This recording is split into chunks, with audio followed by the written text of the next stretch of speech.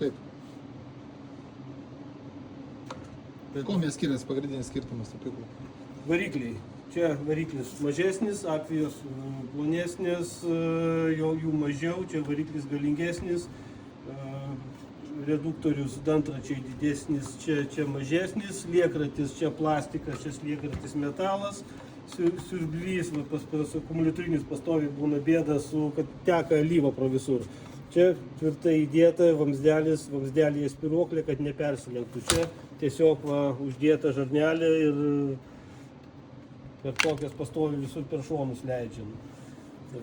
Nežinau, šiaip iš esmės tai visa konstrukcija tai yra nepalyginamai pas šitą yra geresnė. Nėra, kad ten kažkas super, bet šiaip jisai tikrai yra tvirtesnis, rimtesnis pjūklas ir įskaitant tai, kad čia yra 3/8 grandinės stambesnio žingsnio, tai čia yra jo didelis pliusas. Nes tos mažas grandinėlės, jos taip, jos delikačiam darbui jos geros, bet tikrai daug kas dirba, jas keičia į 3/8.